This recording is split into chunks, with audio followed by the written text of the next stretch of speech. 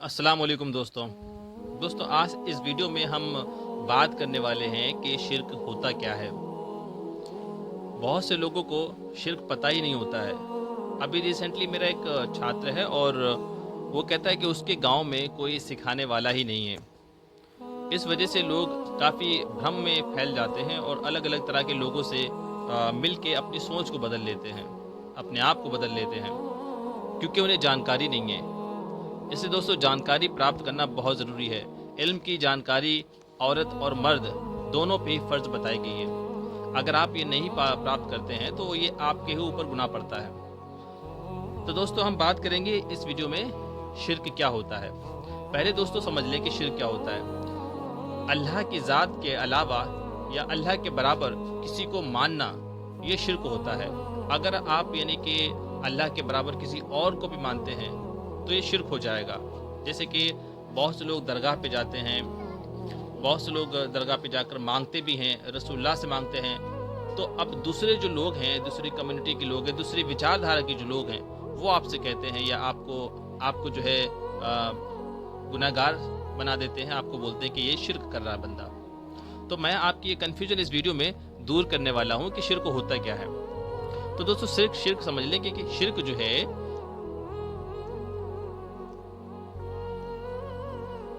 क्या हुआ ना, बुखार लग गया फिर?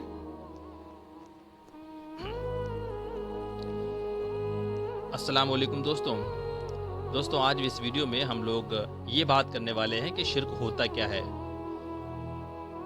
कई लोग आपको मिलेंगे जो आपको बोलेंगे कि आप ऐसा काम करते हैं, ये शिर्क है, वैसा नहीं करना चाहिए। तो पहले ये समझ लें कि शिर्क होता क्या है, और मैं इसके बाद में कुछ लॉजिकली, मैं आपको हदीस का हवाला तो नहीं देने वाला हूँ, उसके लिए मैं एक अगला वीडियो बनाऊंगा, लेकिन मैं आपको लॉजिक बताऊंगा जिससे आप ये खुद सोच सकते हैं कि आप जो काम कर रहे हैं वो गलत है या सही है। तो दोस्तों जो शिर्क होता है यानी कि अल्लाह की ज़ात में किसी और को शामिल कर लेना। जैसे कि बहुत से लोग दरगाह जाते हैं और उन लोगों को बोलते हैं और दरगाह पे जाके वो मांगते भी हैं, रसूलुल्लाह से मांगते हैं। अब जो दूसरी सोच विचारधारा के लोग हैं वो कहते हैं कि ये शिर्क है।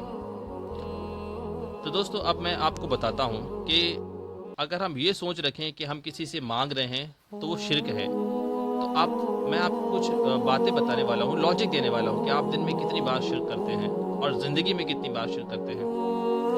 आप सुबह सबसे पहले उठते हैं तो आप नाश्ता मांगते हैं माँ से, बहन से, बीवी से। तो यानी कि आप नाश्ता मांग रहे हैं। अल्लाह के अलावा मांगना तो आप अल्लाह से नहीं मांग रहे हैं, आप बीवी से, बहन से या माँ से मांग रहे नाश्ता, तो यानी कि आपने एक शिर्क किया। दोपहर में आप लंच मांगते हैं, आपने शिर्क किया। रात में खाना मांगते हैं, आपने शिर्क किया। एक छोटा बच्चा होता है, वो कपड़े, लत्ते, जूते, पैसे, सारी चीज़ें अपने पेरेंट्स से मांगता है, यानी कि वो शिर्क कर रहा है। अगर किसी के पास मकान है और उसमें कोई किराएदार रहता है तो वो किराया मांग रहा है, शिर्क कर रहा है। मेरी बात तो दोस्तों बहुत ध्यान सुनिएगा, ये लॉजिक मैं आपको बता रहा हूँ, तर्क करना बता रहा हूँ आपको। आप अगर कहीं जॉब करते हैं, सैलरी आपकी आप मांगते होंगे, बिल्कुल जाहिर सी बात है, आप सैलरी मांगते होंगे, तो यानी कि आप क्या कर रहे हैं, शिर्क कर रहे हैं। ऐसी विचारधारा के लोगों के हिसाब से आप शिर्क कर रहे हैं। मैं पढ़ाता हूँ, मेरी एकेडमी है। अब कई बच्चे हैं, सबसे अलग अलग मैं उनसे फीस मांगता हूँ कि भाई फीस दो। तो अगर मैं उनसे फीस मांग रहा हूँ तो यानी कि मैं भी शिर्क कर रहा हूँ। आप शर्ट लेने जाते हैं मार्केट से, आप उनसे कहते हैं मुझे एक शर्ट चाहिए, वो आपको शर्ट देता है, आप उससे शर्ट मांग रहे हैं, वो आपसे उसके पैसे मांगता है। वो भी शिर्क कर रहा है, मैं भी शिर्क कर रहा हूँ। तो दिन में आप देखेंगे आप कितनी ही बार शिर्क कर रहे हैं, कितनी ही बार। ऐसे ही हम लोग जो दरगाह पे जाते हैं वो कहते हैं बाबा मुझे ये दे दीजिए, हमारी औलाद नहीं है, आप मुझे औलाद दे दीजिए, ये भी शिर्क कर रहे हैं। बहुत से लोग रसूलुल्लाह सलाम पढ़ने के बाद रसूलुल्लाह से दुआ करते हैं, इसका मतलब वो भी शिर्क कर रहे हैं। अब दोस्तों मैं आप मुद्दे की बात बताता हूँ। आपने सुना तो होगा ही कि इंसान के सारे कामों का दारोमदार उसकी नीयत पे है। अल्लाह ताला आपकी नीयत पे फैसले करेगा, क्योंकि वो दिलों का हाल जानता है। यानी कि एक बंदा नमाज पढ़ने जा रहा है और उसकी नीयत जो है सिर्फ दिखावा करने की है, तो अल्लाह ताला उसको सवाब तो देगा लेकिन उससे राज़ी नहीं होगा। कुछ लोग कुर्बानी करते हैं, तो बहुत से लोगों का तो نیت یہ ہوتی ہے کہ اللہ اس سے راضی ہو جائے گا، لیکن کچھ لوگوں کی نیت یہ ہے کہ وہ لوگوں میں دکھاوا کریں کہ میں نے اتنے ہزار کا بکرا لایا اور قربانی کر دی۔ تو بہت ہی چھوٹی سی بات ہے دوستوں کہ جو اللہ ہمارے فیصلے ہے اچھائی اور برائی کے، جنت اور دوزخ کے، ہماری نیت پہ کرے گا۔ اب دوستو یہاں پہ آ جاتے ہیں شرک کے اوپر۔ اللہ کے برابر کسی کو شامل کرنا شرک ہوتا ہے۔ تو جب آپ نے اپنی بیوی سے، ماں سے، بہن سے ناشتہ مانگا تو کیا آپ نے یہ سوچ کے مانگا کہ یہ اللہ ہے؟